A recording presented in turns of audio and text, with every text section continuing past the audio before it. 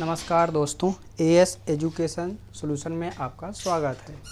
आज हम आपको अंकगणित में दूसरा चैप्टर पढ़ाने के लिए लाए हैं, जिसका नाम है महत्तम समापवर्तक तथा लघुत्तम समापवर्तक। शार्ट में महत्तम समापवर्तक को HCF कहते हैं और लघुत्तम समापवर्तक को LCM कहते हैं।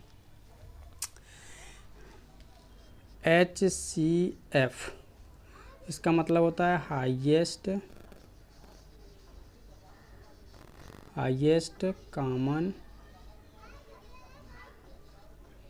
और फैक्टर, और LCM का मतलब होता है दोस्तों, LCM लीस्ट या लोवेस्ट, लीस्ट कॉमन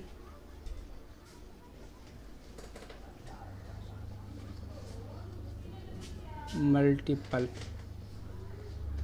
तो दोस्तों यहाँ पर ये शब्द आया फैक्टर और ये मल्टीपल। सबसे पहले फैक्टर को जान लीजिए। फैक्टर को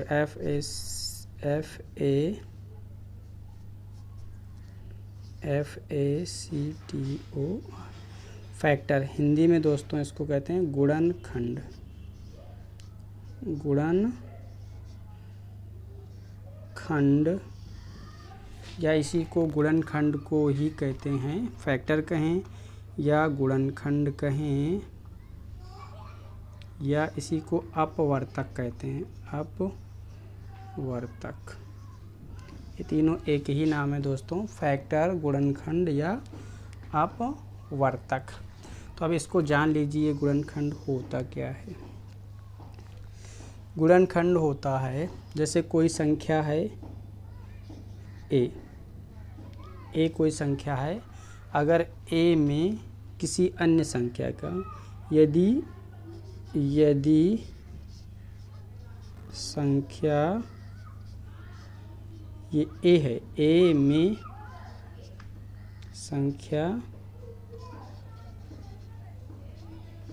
बी से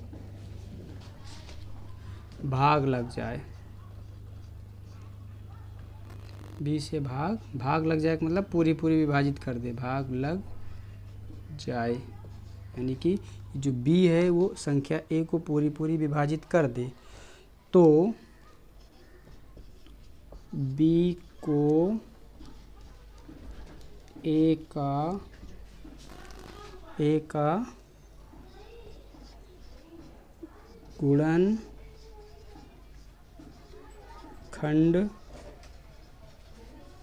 कहते हैं। गुणनखंड कहते हैं। तथा जिसमें भाग लग रहा है ए में, तो अब ए को भी कुछ कहेंगे। ए को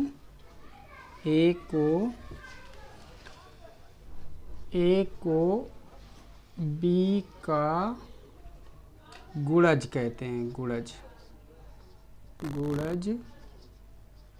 कहते हैं, बी का गुणज कहते हैं। तो यहाँ पर जो मल्टीपल था दोस्तों, मल्टीपल, इसके भी अर्थ जान लीजिए। मल्टीपल को हिंदी में कहते हैं गुणज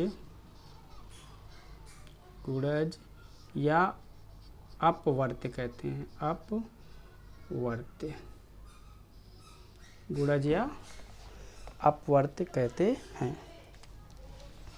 अब आगे और डिटेल से थोड़ा सा समझ लीजिए, इसको नोट कर लीजिएगा।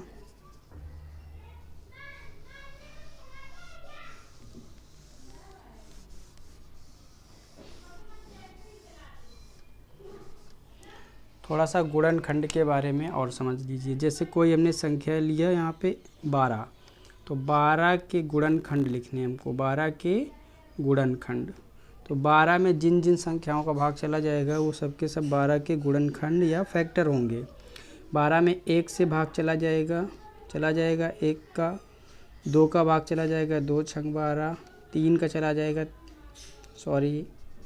यहाँ पर 2 का भाग चला जाएगा तो 2 लिखेंगे, 3 का भाग चला जाएगा तो 3 लिखेंगे, 4 का भाग चला जाएगा 4 3 12, 4 के बाद 5 का भाग नहीं जाएगा, 6 का भाग चला जाएगा 6 दूनी 12, और 6 के बाद 7 का भी भाग नहीं जाएगा, 8 का भी नहीं जाएगा, 9 का भी नहीं जाएगा, 10 का भी नहीं जाएगा, 11 का भी नहीं जाएगा। इसके बाद 12 का भाग इसमें चला जाएगा, 12 एकम 12। तो दोस्तों 12 के ये गुणनखंड हो गए, 1 2 3 4 6 और 12। इसी प्रकार से मान लीजिए 20 के गुणनखंड हमको लिखने हैं, 20 के गुणनखंड। तो देखेंगे 20 में किसका किसका भाग चला जाएगा। तो देखिए दोस्तों 20 में 1 का भाग चला जाएगा, उसके बाद में 2 का चला जाएगा, 3 का भाग नहीं जाएगा, 4 पंचे 20, 4 का चला जाएगा, 5 चौको 20, 5 का चला जाएगा, 6 का नहीं जाएगा, 7 का नहीं जाएगा, 8 का नहीं जाएगा, 9 का नहीं जाएगा, 10 का भाग चला जाएगा, 10 दूनी 20, तो 10 गुणनखंड होगा। और आधे के बाद दोस्तों पूरी फिर वही उसी संख्या से भाग जाता है, तो अब इसमें 20 से भी भाग चला जाएगा। तो देख रहे हैं 20 में जिन जिन संख्याओं का भाग जा रहा है ये सब के सब 20 के गुणनखंड हैं। 20 के गुणनखंड 1 2 4 5 10 और 20 होंगे। तो ये बात रही गुणनखंड की। इसके बाद दोस्तों अपवर्त या गुणज निकालने के लिए, तो गुणज निकालने के लिए क्या करते हैं, जिसका भी गुणज, मान लो 2 का गुणज हमें निकालना है, 2 का गुणज निकालना है। तो गुणज निकालने के लिए आपको प्राकृतिक संख्याएं पढ़ाई थी हमने। प्राकृतिक संख्याएं 1 से शुरू होती हैं, 1 2 3 4 5 6 7 8 9 एंड सो ऑन अनंत तक। तो जिसका गुणज निकालना है उसमें बस प्राकृतिक संख्याओं से गुणा करते हुए चले जाएंगे। 1 का गुणा करेंगे 2 एकम 2, इसके बाद में इसमें 2 का गुणा करेंगे तो 2 दूनी 4, 2 तिहाई 6, 2 चौको 8, 2 पंचे 10, 2 छंग 12, ऐसे दोस्तों डैश अनंत तक ये 2 के गुणज मिलेंगे। अगर यहीं पर 3 का गुणज लिखना होगा तो 3 में भी हम 1 2 3 4 से गुणा करते हुए चले जाएंगे। 3 एकम 3, 3 दूनी 6, 3 तिरका 9, 3 चौको 12, 3 पचे 15, ऐसे 3 के गुणज मिलते चले जाएंगे। तो ये बात रही गुणज की, थोड़ा सा समझने के लिए। आगे हम बात करते हैं अब गुणनखंड, आपको समझ में आ गया होगा। आगे हम बात कर रहे हैं, सब समझ में आ गया होगा। आगे हम बात कर रहे हैं अभाज्य गुणनखंड की। अभाज्य गुणनखंड, अभाज्य गुणनखंड। तो ये दोस्तों अभाज्य संख्याओं को गुणा के रूप में जब लिखते हैं तो उन्हें अभाज्य गुणनखंड कहते हैं। यानी कि अब इसमें हर एक संख्या को नहीं देखेंगे, केवल अभाज्य संख्याओं को करेंगे। जैसे मान लीजिए हमारे पास 12 कोई संख्या है, इसके हमें अभाज्य गुणनखंड लिखने हैं, तो इसको ऐसे लिखेंगे। 12 सबसे छोटी अभाज्य संख्या होती है 2, 2 से इसको काटेंगे, 2 2 छंग 12, जितनी बार भाग जाएगा वो यहाँ लिखेंगे। फिर 2 से ये कटेगी, 2 तिहाई 6, और ये 3 अभाज्य संख्या है। तो ये दोस्तों 12 के अभाज्य गुणनखंड आ गए। इनका गुणा करके लिख देंगे 2 गुणा 2 गुणा 3। ये 12 के अभाज्य गुणनखंड 2 गुणा 2 गुणा 3, ये 12 के अभाज्य गुणनखंड हैं। इसी प्रकार से मान लीजिए 16 के आपको अभाज्य गुणनखंड लिखने हैं। तो सबसे छोटी अभाज्य संख्या 2 है। आपको हमने विभक्ति के नियम संख्या पद्धति में पढ़ाए थे, 2 3 5 7 11 13। तो अभाज्य संख्याओं से ही इनको, चूँकि हम अभाज्य गुणनखंड पढ़ रहे हैं, तो अभाज्य संख्याओं से ही इनको विभाजित करेंगे। सबसे छोटी संख्या 2 से ये विभाजित हो रही है, 2 अट्ठे 16, जितनी बार भाग जाएगा वो यहाँ लिखेंगे। फिर 2 चौको 8, 2 दूनी 4, ये 16 के दोस्तों अभाज्य गुणनखंड हो गए। 16 के 2 गुणा 2, इनका गुणा करके लिख दिया जाएगा, 2 गुणा 2 गुणा 2 गुणा 2, ये नीचे वाला भी लिखना है, गुणा 2 गुणा 2। तो 16 के ये ऐसे अभाज्य गुणनखंड हो गए। ये नंबर 1 हो गया, ये नंबर 2 हो गया। ऐसे अब किसी का भी अभाज्य गुणनखंड आपको निकालना है तो बिल्कुल आसानी से निकल के आ जाएगा। जैसे मान लीजिए हम यहाँ पे 243 के अभाज्य गुणनखंड लिख रहे हैं। तो दोस्तों ये इकाई का अंक 3 है, 2 से विभाजित नहीं होगा। 2 के बाद अब 3 के पास जाएंगे, क्योंकि 2 के बाद 3 ही अभाज्य संख्या होती है। 3 का नियम हमने आपको बताया था, अंकों को जोड़ लेते हैं। 3 4 7 7 2 9, अगर 9 3 से विभाजित तो संख्या 3 से विभाजित, 9 विभाजित हो रहा तो 3 से ये विभाजित हो जाएगी। 3 से विभाजित करेंगे, 3 से काटेंगे 24 को, 3 अट्ठे 24, 8 बार पड़ा, 3 एकम 3, फिर 3 से 3 दूनी 6, 2 बचा 21 हो गया, 3 सत्ते 21, 3 नवा 27 और 3 तिरका 9। तो दोस्तों ये 243 का अभाज्य गुणनखंड हमको मिल गया। इन सबको गुणा करके लिख देंगे, 3 गुणा 3 गुणा 3 गुणा 3 गुणा 3 5 बार, 1 2 3 4 5, 1 2 3 4 5। तो ये अभाज्य गुणनखंड हो गया। मैथमेटिक्स दोस्तों हम आपको बिल्कुल बेसिक लेकर के चल रहे हैं, बिल्कुल बेस से, तो इसलिए सब कुछ समझते हुए चलिएगा। आगे अब हम लोग आगे बात करते हैं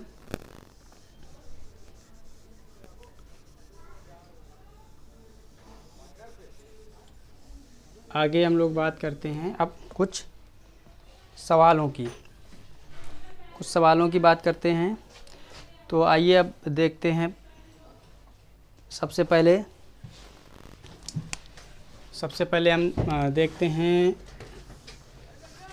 हम लघुत्तम समापवर्त या लासा को देख लेते हैं।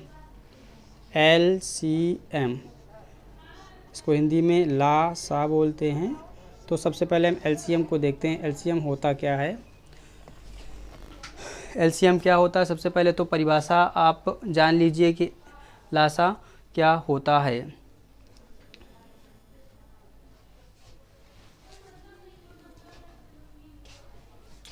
तो लासा क्या होता है? अब लासा हमेशा, चूँकि नाम ही है लघुत्तम समापवर्त, कम से कम 2 संख्याएं या 2 से ज़्यादा संख्याएं। तो लासा क्या होता है? वह छोटी से छोटी संख्या, वह छोटी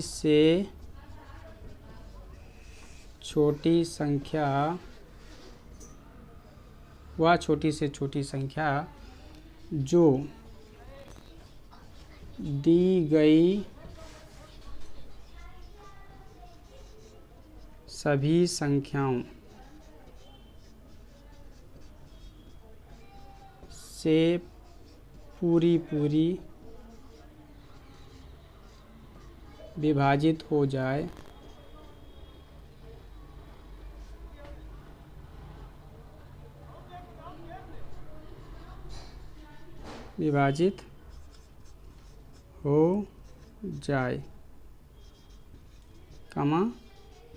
लासा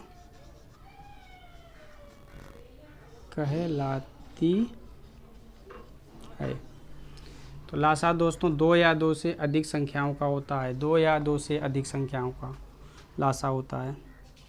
वह छोटी से छोटी संख्या जो दी गई सभी संख्याओं का मतलब यहाँ पर ये सभी संख्याओं से मतलब रखिएगा। ये संख्याएं कभी 2 हो सकती हैं या 2 से अधिक हो सकती हैं। 2 या 2 से अधिक संख्याओं